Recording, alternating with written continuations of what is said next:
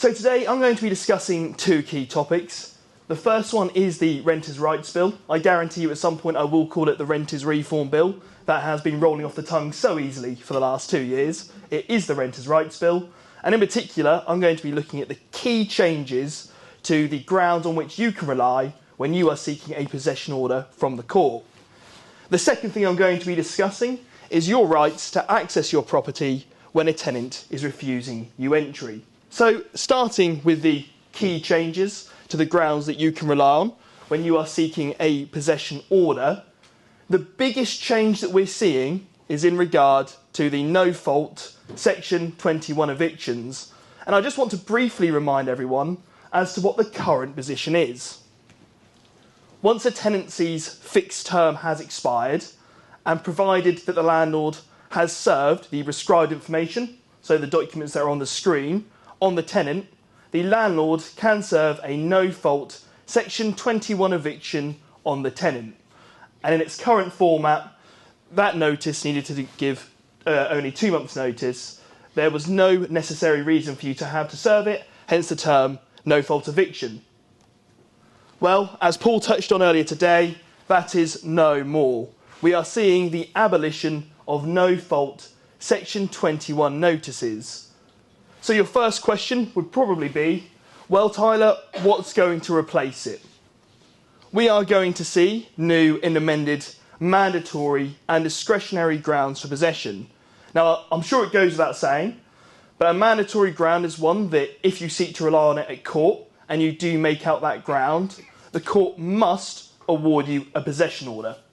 A discretionary one is one that even if you do make it out, it is still within the court's discretion, taking into account all of the circumstances as to whether or not it will give you a possession order. As it stands, if you do get a possession order, and if the tenant does not vacate by the date specified in the possession order, you can instruct county court bailiffs to evict the tenant. I'm going to go over the key changes today. As Paul touched on earlier, there are 36 proposed grounds. I am here for 10 minutes. If I was to go over all 36, we would be here for much longer. So looking firstly at an amended ground regarding rent arrears.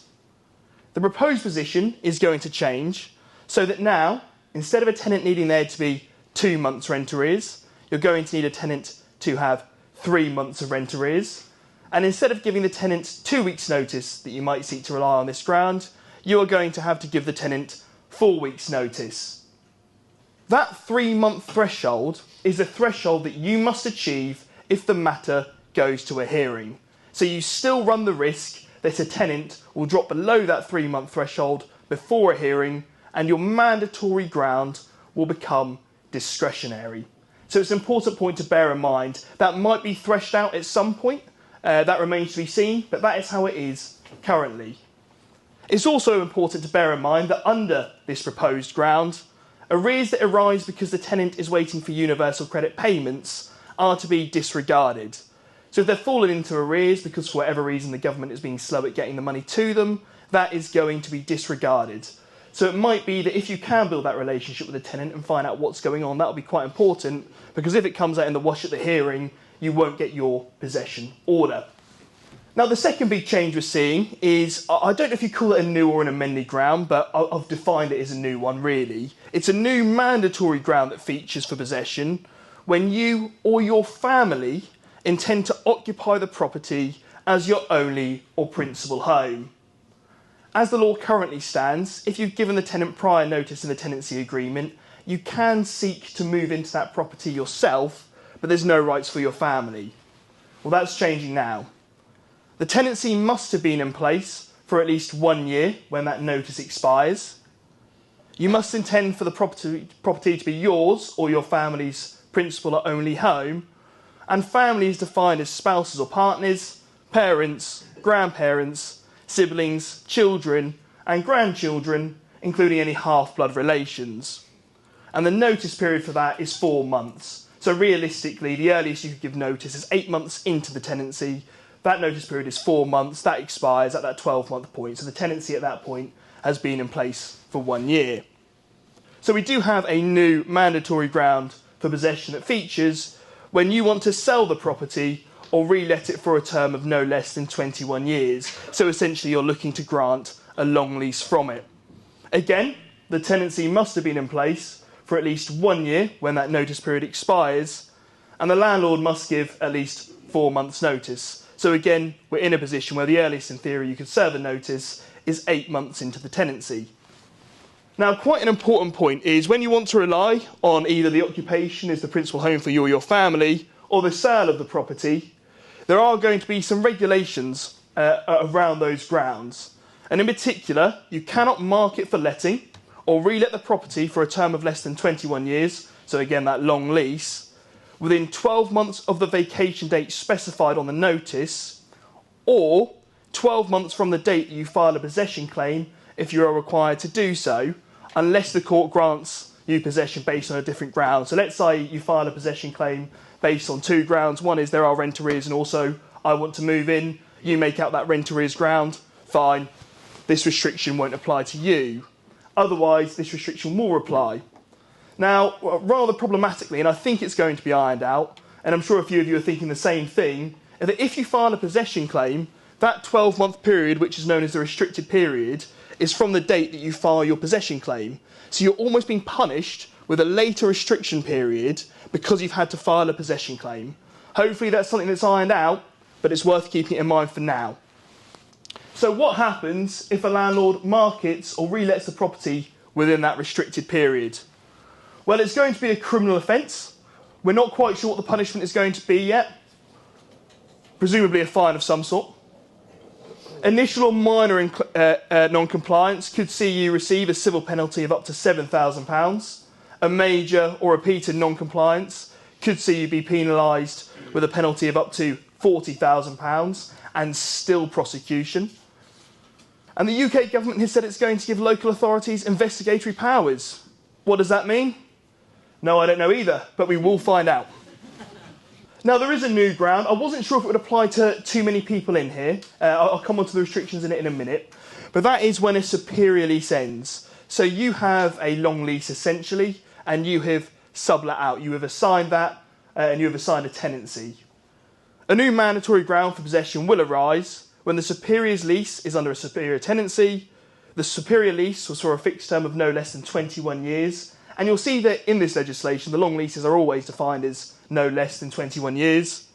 The superior lease must be coming to an end within 12 months of the date that the notice is served, and the notice period for this ground is 4 months. So essentially the position is, you have a lease, your superior landlord says, I am ending your tenancy for whatever reason, your tenancy must be ending within the next 12 months, and on that basis you need to yield up the property and you need to obtain vacant possession.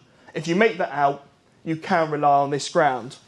Now, the reason I said I'm not sure if it's going to apply to all of you is that there is restrictions as to who can rely on this ground. You need to be either a private registered provider of social housing, tenants of superior landlords under agricultural tenancies, persons holding property for the purposes of making it available for supported accommodation, or companies in which local authorities own at least 50% of the issued share capital. If that is you, and you want to discuss this further, because I don't really go much more into it, again, we have the workshops later. Please do feel free to ask any questions. We're going to see a new mandatory ground for you guys when you need to recover possession so that you can comply with any licensing requirements or enforcement actions. So, for example, you have what you think is an HMO and you've applied for a licence. They say no, you need vacant possession. Touch wood, it never happens to anyone here, I'm sure it won't. You get a prohibition order against you. You need to yield up the property, so you need to do something to comply. You have a new mandatory ground that you can rely on, and the proposed notice period for that ground is 4 months. Now finally, this is nothing new, but I thought it was still an important point to highlight. As it stands, you are not losing the discretionary ground, so a ground that even if you make it out, you might not get a possession order, but you're not losing that discretionary ground for when a tenant has breached the tenancy agreement in any way other than rent arrears. That remains. So if a tenant does breach the tenancy agreement, you do still have a discretionary ground. I think the point to bear in mind is you need to be confident if you're going to go to a hearing based on this discretionary ground that the tenant's breach is so severe that a judge would be comfortable giving you a possession order, evicting that tenant.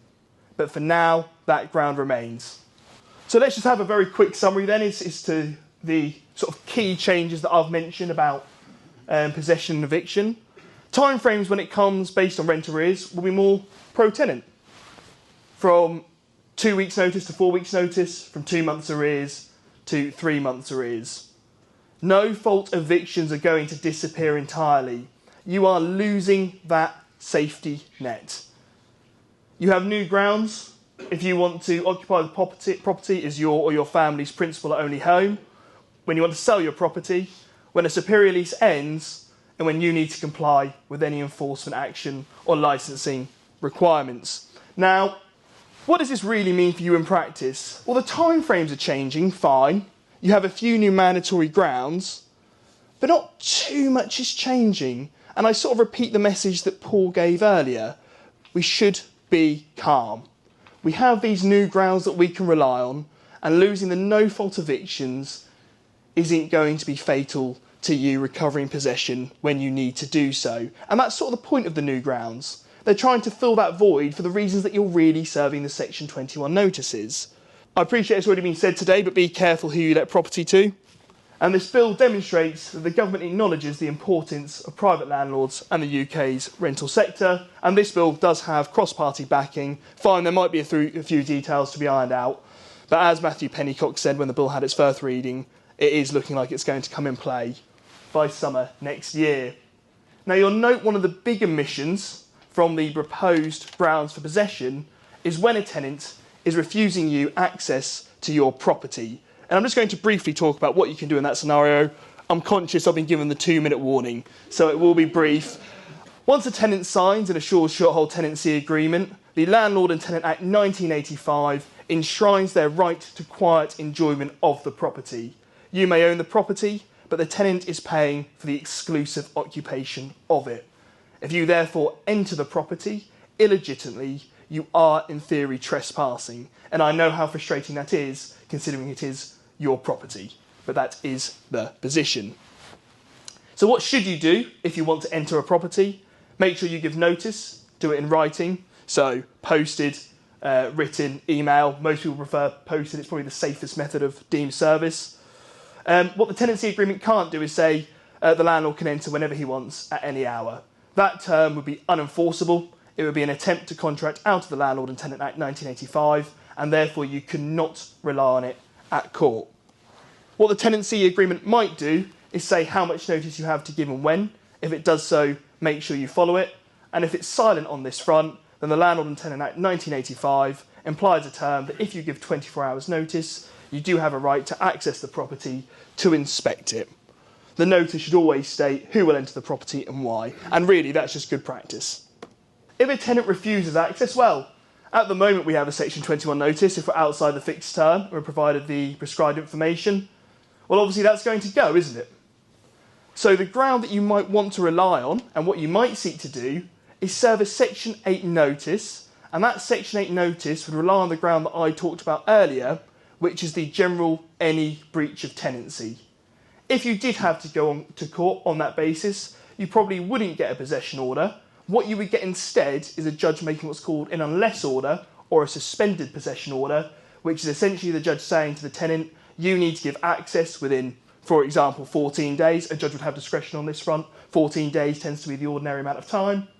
Otherwise, you are going to be evicted.